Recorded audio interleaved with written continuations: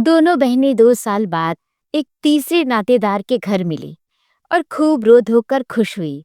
तो बड़ी बहन रूपकुमारी ने देखा कि छोटी बहन राम दुलारी सिर से पांव तक गहनों से लदी हुई है।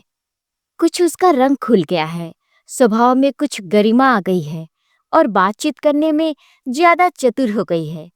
कीमती बनारसी साड़ी और बेलदार उन्नावी मखमल के जंपर ने उसके रूप को और भी चमका दिया है। वही राम दुलारी लड़कपन में सिर के बाल खोले फूहड़ सी इधर उधर खेला करती थी। अंतिम बार रूपकुमारी ने उसे उसके विवाह में देखा था, 2 साल पहले। तब भी उसकी शक्ल सूरत में कुछ ज्यादा अंतर न हुआ था। लंबी तो हो गई थी, मगर थी उतनी ही दुबली, उतनी ही फूहड़, उतनी ही मंदबुद्धि, जरा जरा सी बात पर रूठने वाली। मगर आज तो कुछ हालत ही और थी, जैसे कली खिल गई हो। और यह रूप इसने छिपा कहाँ रखा था? नहीं, आंखों को धोखा हो रहा है। यह रूप नहीं, केवल आंखों को लुभाने की शक्ति है। रेशम और मखमल और सोने के बल पर वह रूपरेखा थोड़े ही बदल जाएगी, फिर भी आंखों में समाई जाती है। 50 स्त्रियां जमा है, मगर यह आकर्षण, यह जादू किसी में नहीं। कहीं आईना मिलता तो वह जरा अपनी भी सूरत देख लेती। घर से चलते समय उसने आईना देखा था। अपने रूप को चमकाने के लिए जितना सान चढ़ा सकती थी, उससे कुछ अधिक ही चढ़ाया था। लेकिन अब वो सूरत जैसे स्मृति से मिट गई है। उसकी धुंधली सी परछाई भर हृदय पट पर है। उसे फिर से देखने के लिए वह बेकरार हो रही है। वह अब तुलनात्मक दृष्टि से देखेगी। रामदुलारी में यह आकर्षण कहाँ से आया? इस रहस्य का पता लगाएगी। क्यों उसके पास मेकअप की सामग्रियों के साथ छोटा सा आईना भी है, लेकिन भीड़ भाड़ में वह आईना देखने या बनाव श्रृंगार करने की आदी नहीं है। ये औरतें दिल में न जाने क्या समझें, मगर यहाँ कोई आईना तो होगा ही। ड्राइंग रूम में जरूर होगा। वह उठकर ड्राइंग रूम में गई और शीशे में जाकर अपनी सूरत देखी। वहां इस वक्त कोई न था। मर्द बाहर सहन में थे और औरतें गाने बजाने में लगी हुई थीं। उसने आलोचनात्मक दृष्टि से एक एक अंगों के एक एक विन्यास को देखा। उसका अंग विन्यास, उसकी मुख छवि निष्कलंक है, मगर वह ताजगी, वह मादकता, वह माधुर्य नहीं है। हाँ, नहीं है। वो अपने को धोखे में नहीं डाल सकती। कारण क्या है? यही कि राम दुलारी आज खिली है और उसे खिली जमाना हो गया। लेकिन इस ख्याल से उसका चित्त शांत नहीं होता। वह राम दुलारी से हेठी बनकर नहीं रह सकती। ये पुरुष भी कितने गाउदी होते हैं, किसी में भी सच्चे सौंदर्य की परख नहीं। इन्हें तो जवानी, चंचलता और हाव भाव चाहिए। आंखें रखकर भी अंधे बनते हैं। भला इन बातों का आपसे क्या संबंध? ये तो उम्र के तमाशे हैं। असली रूप तो वह है जो समय की परवाह न करे। उसके कपड़ों में राम दुलारी को खड़ा कर दो, फिर देखो ये सारा जादू कहाँ उड़ जाता है। चुड़ैल सी नजर आए, मगर इन अंधों को कौन समझाए? मगर राम दुलारी के घरवाले तो इतने संपन्न थे। विवाह में जो जोड़े और गहने आए थे, वे तो बहुत ही निराशाजनक थे। खुशहाली का दूसरा कोई साधन भी न था। इसके ससुर एक रियासत के मुख्तर आम थे और दूल्हा कॉलेज में पढ़ता था। इस 2 साल में कहाँ से यह हुन बरस गया? कौन जाने, कहीं से मांग लाई हो। कपड़े भी तो मांगे के हो सकते हैं। कुछ औरतों को अपनी हैसियत बढ़ाकर दिखाने की लत होती है।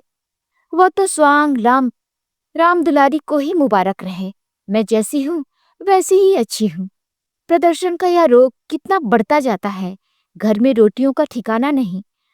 मर्द 25-30 रुपए पर कलम घिस रहा है, लेकिन देवी जी घर से निकलेंगी तो इस तरह बन ठन कर मानो कहीं की राजकुमारी है। बिसातियों के और दर्जियों के तकाजे सहेंगी, बजाज के सामने हाथ जोड़ेंगी, शौहर की घुड़कियां खाएंगी, रोएंगी, रूठेंगी, मगर प्रदर्शन की उन्माद को नहीं रोकती। घर वाले भी सोचते होंगे कितनी छिछोरी तबीयत है इसकी। मगर यहाँ तो देवी जी ने बेहयाई पर कमर बांध ली है। कोई कितना ही हंसे, बेहयाई की बला दूर। उन्हें तो बस यही धुन सवार है कि जिधर से निकल जाएं, उधर से लोग हृदय पर हाथ रखकर रह जाएं। राम दुलारी ने जरूर किसी से गहने और जेवर मांग लिए, बेशर्म जो है। उसके चेहरे पर आत्मसम्मान की लाली दौड़ गई। ना सही, उसके पास जेवर और कपड़े। उसे किसी के सामने लज्जित तो नहीं होना पड़ता, किसी से मुंह तो नहीं चुराना पड़ता। 1-1 लाख के तो उसके 2 लड़के हैं। भगवान उन्हें चिरायु करे, वह इसी में खुश है। खुद अच्छा पहन लेने और अच्छा खा लेने से जीवन का उद्देश्य पूरा तो नहीं हो जाता। उसके घर वाले गरीब हैं, पर उनकी इज्जत तो है। किसी का गला तो नहीं दबाते, किसी का शाप तो नहीं लेते। इस तरह अपने मन को ढांढस देकर वह फिर बरामदे में आ गई तो रामदुलारी ने जैसे उसे दया की आंखों से देखकर कहा, जीजा जी की कुछ तरक्की वरक्की हुई कि नहीं बहन? या अभी भी वह 75 रुपए की कलम घिस रहे हैं? रूप कुमारी के देह में आग सी लग गई। ओफो रे दिमाग, मानो इसका पति लाट साहब ही तो है। अकड़कर बोली, तरक्की क्यों नहीं हुई? अब 100 के ग्रेड में है। आजकल यह भी गनीमत है। नहीं, अच्छे अच्छे एमए पासों को देखती हूँ कि कोई टके को नहीं पूछता। तेरा शौहर तो अब बीए में होगा। रामदुलारी ने नाक सिकोड़कर कहा, उन्होंने तो पढ़ना लिखना छोड़ दिया बहन, एक कंपनी के एजेंट हो गए हैं। अब 250 रुपए माहवार पाते हैं, कमीशन ऊपर से 5 रुपए रोज सफर खर्च के भी मिलते हैं। यह समझ लो कि 500 का औसत पड़ जाता है। 150 माहवार तो उनका निजी खर्च है बहन। ऊंचे ओहदे के लिए अच्छी हैसियत भी तो चाहिए। 350 बेदाग घर देते हैं, उनमें से 100 रुपए मुझे मिलते हैं। 250 में घर का खर्च खुशफैली से चल जाता है।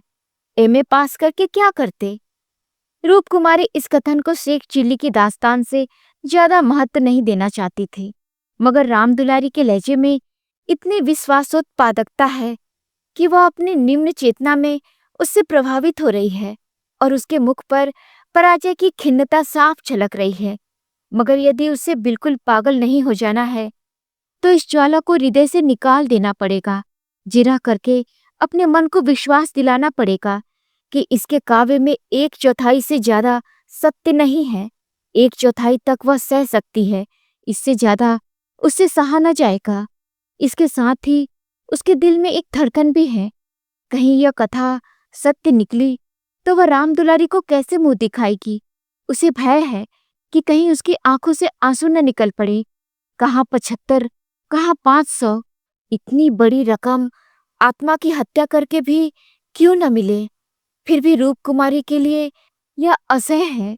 आत्मा का मूल्य अधिक से अधिक 100 रुपए हो सकता है, 500 किसी भी हालत में नहीं। उसने परिहास के भाव से पूछा, जब एजेंटी में इतना वेतन और भत्ता मिलता है तो ये सारे कॉलेज बंद क्यों नहीं हो जाते? हजारों लड़के क्यों अपनी जिंदगी खराब करते हैं?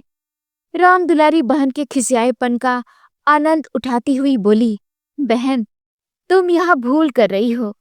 एमए पास तो सब हो सकते हैं, मगर एजेंटी बिरले ही किसी को आती है। यह तो ईश्वर की देन है। कोई जिंदगी भर पढ़ता रहे, मगर यह जरूरी नहीं कि वो अच्छा एजेंट भी हो जाए। रुपए पैदा करना दूसरी बात है, आलिम फाजिल हो जाना दूसरी बात। अपने माल की श्रेष्ठता का विश्वास पैदा कर देना, यह दिल में जमा देना कि इससे सस्ता और टिकाऊ माल बाजार में मिल ही नहीं सकता, आसान काम नहीं है। एक से एक घाव से उनका साबका पड़ता है।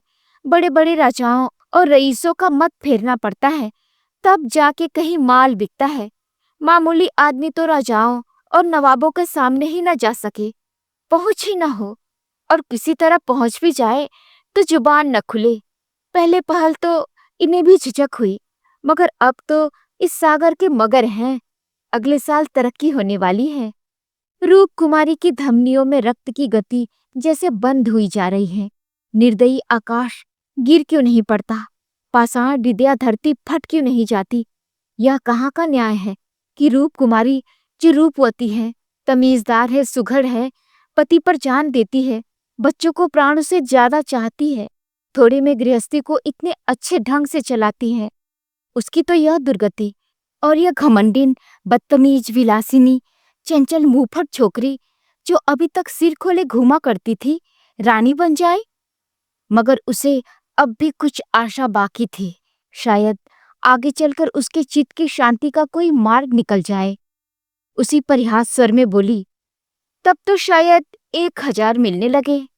1,000 तो नहीं, पर 600 में संदेह नहीं। कोई आंखों का अंधा मालिक फंस गया होगा। व्यापारी आंखों के अंधे नहीं होते दीदी, उनकी आंखें हमारी तुम्हारी आंखों से कहीं तेज होती हैं। जब तुम उन्हें 6,000 कमाकर दो, तब कहीं 600 मिले। जो सारी दुनिया को चराए, उसे कौन बेवकूफ बनाएगा। परिहास से काम न चलते देखकर रूपकुमारी ने अपमान का अस्त्र निकाला। मैं तो इसे बहुत अच्छा पेशा नहीं समझती। सारे दिन झूठ के तुमार बांधो, यह तो ठग विद्या है। रामदुलारी जोर से हंसी। बहन पर उसने पूरी विजय पाई थी। इस तरह तो जितने वकील बैरिस्टर हैं, सब ठग विद्या करते हैं। अपने मुवक्किल के फायदे के लिए उन्हें क्या क्या नहीं करना पड़ता। झूठी शहादतें तक बनानी पड़ती है, मगर उन्हीं वकीलों और बैरिस्टरों को हम अपना लीडर बनाते हैं। उन्हें अपनी कौमी सभाओं का प्रधान बनाते हैं।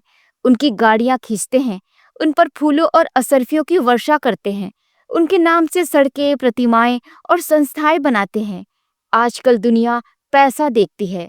आजकल ही क्यों, हमेशा से धन की यही महिमा रही है। पैसे कैसे आए ये कोई नहीं देखता।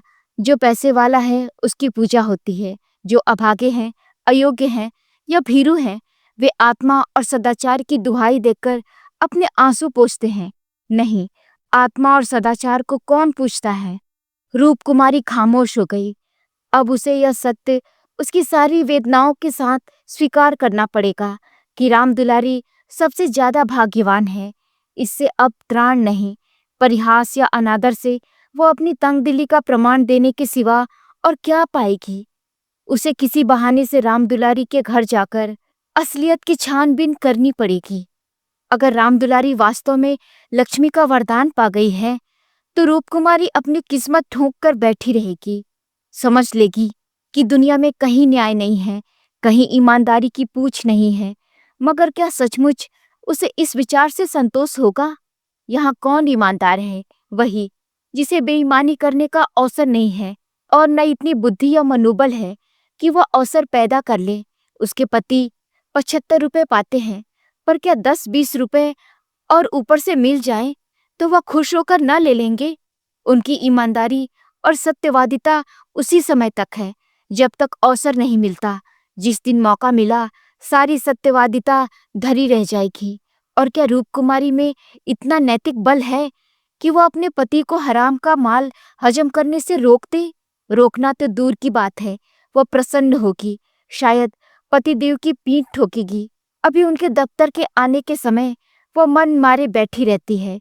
तब वह द्वार पर खड़ी होकर उनकी बाट जोहेगी और जो ही वह घर में आएंगे उनकी जेबों की तलाशी लेगी। आंगन में गाना बजाना हो रहा था। रामदुलारी उमंग के साथ गा रही थी और रूपकुमारी वहीं बरामदे में उदास बैठी हुई थी। न जाने क्यों उसके सिर में दर्द होने लगा था। कोई गाए कोई नाचे, उससे प्रयोजन नहीं। वह तो अभागिन है, रोने के लिए पैदा की गई है। 9 बजे रात को मेहमान रुखसत होने लगे। रूपकुमारी भी उठी, एक्का मंगवाने जा रही थी। रामदुलारी ने कहा, एक्का मंगवाकर क्या करोगी बहन? मुझे लेने के लिए कार आती होगी। चलो 2-4 दिन मेरे यहाँ रहो, फिर चली जाना। मैं जीजाजी से कहला भेजूंगी, तुम्हारा इंतजार न करें। रूपकुमारी का यह अंतिम अस्त्र भी बेकार हो गया। रामदुलारी के घर जाकर हाल चाल की टोल लेने की इच्छा गायब हो गई। अब वो अपने घर जाएगी और मुंह ढाँप कर पड़ी रहेगी। इन फटे हालों में क्यों किसी के घर जाए? बोली, नहीं, अभी तो मुझे फुर्सत नहीं है। बच्चे घबरा रहे होंगे, फिर कभी आऊंगी। क्या रात भर भी न ठहरोगी? नहीं। अच्छा बताओ, कब आओगी? मैं सवारी भेज दूंगी। मैं खुद कहला भेजूंगी। तुम्हें याद न रहेगी। साल भर हो गया, भूल कर भी याद न किया। मैं इसी इंतजार में थी कि दीदी बुलाए तो चलूं। एक ही शहर में रहते हैं, फिर भी इतनी दूर कि साल भर गुजर जाए और मुलाकात तक न हो। रूपकुमारी इसके सिवा और क्या कहे कि घर के कामों से छुट्टी नहीं मिलती। कई बार उसने इरादा किया कि दुलारी को बुलाए, मगर अवसर ही न मिला। सहसा राम दुलारी के पति मिस्टर गुरुसेवक ने आकर बड़ी साली को सलाम किया। बिल्कुल अंग्रेजी सज धज, मुंह में चुरुट, कलाई पर सोने की घड़ी और आंखों में सुनहरी ऐनक, जैसे कोई सिविलियन हो। चेहरे से जिन्हात और शराफत बरस रही थी। वह इतना रूपवान और सजीला है, रूपकुमारी को अनुमान न था। कपड़े जैसे उसकी देह पर खिल रहे थे। आशीर्वाद देकर वह बोली, आज यहाँ न आती तो मुझसे मुलाकात क्यों होती। गुरु सेवक हंसकर बोला, यह उल्टी शिकायत क्यों न हो। कभी आपने बुलाया और मैं न गया। मैं नहीं जानती थी तुम अपने को मेहमान समझते हो। वह भी तो तुम्हारा ही घर है। रामदुलारी देख रही थी कि मन में उससे ईर्ष्या रखते हुए भी वह कितनी वाणी मधुर, कितनी स्निग्ध, कितना अनुग्रह प्रार्थनी हो जा रही है। गुरुसेवक ने उदार मन से कहा, हाँ अब मान गया भाभी साहब, बेशक हमारी गलती है। इस दृष्टि से मैंने विचार ही नहीं किया, मगर आज तो मेरे घर रहिए। नहीं, आज बिल्कुल अवकाश नहीं है, फिर कभी आऊंगी। लड़के घबरा रहे होंगे। रामदुलारी बोली, मैं कितना कह के हार गई, मानते ही नहीं। दोनों बहनें कार की पिछली सीट पर बैठी ड्राइव करता हुआ चला। जरा देर में उसका मकान आ गया। रामदुलारी ने फिर बहन से उतरने के लिए आग्रह किया, पर वह न मानी। लड़के घबरा रहे होंगे। आखिर रामदुलारी उससे गले मिलकर अंदर चली गई। गुरुसेवक ने कार बढ़ाई। रूपकुमारी ने उड़ती हुई निगाह से रामदुलारी का मकान देखा और वह ठोस सत्य एक शलाका की भांति उसके कलेजे में चुभ गया। कुछ दूर जाकर गुरुसेवक बोला, भाभी, मैंने तो अपने लिए अच्छा रास्ता निकाल लिया। अगर 2-4 साल इसी तरह काम करता रहा तो आदमी बन जाऊंगा।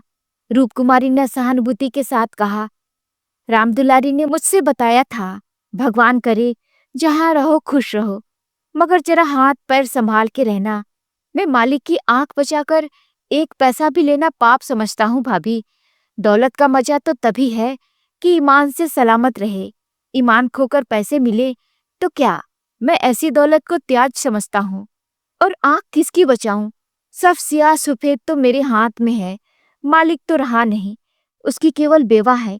उसने सब कुछ मेरे हाथ में छोड़ रखा है। मैंने उसका कारोबार संभाल न लिया होता तो सब कुछ चौपट हो जाता।